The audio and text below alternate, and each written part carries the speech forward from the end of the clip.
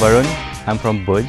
I'm a travel writer and photographer, and for the last 12 months I've been working towards developing grassroots tourism in Kutch.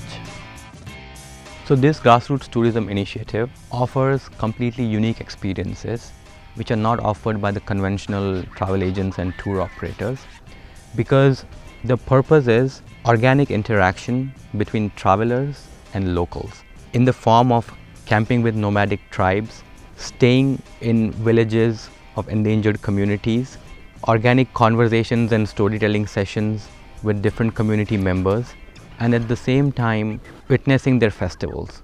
There are some rare festivals that take place all across Kutch which are very unique even for the whole country.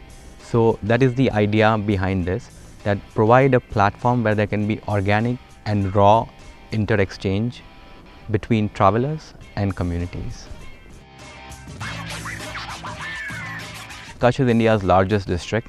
It is so rich in diversity, both in landscape as well as the culture, that you can see the salt desert, you'll find beaches here, some grasslands, canyons, mountains, everything. But the real beauty of Kutch lies in its people.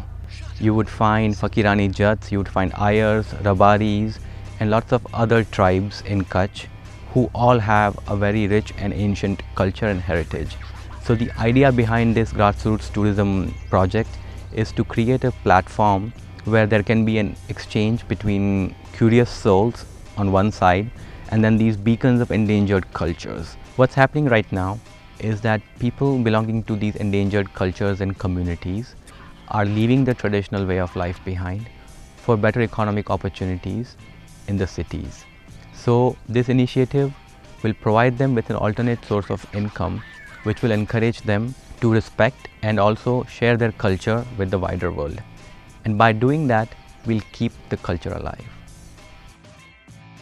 So I'm doing this on a completely voluntary basis. And the reason I'm doing this is that I'm deeply passionate about these cultures. I've spent a lot of time with all these different tribes and they have so much to offer. It's enlightening. The kind of knowledge they possess, the kind of stories that they share with you. These things don't exist on the internet or in books or anywhere. So I feel like it is my duty to create this platform where people from all across the world can come and learn about these endangered cultures which might not be there in a couple of decades.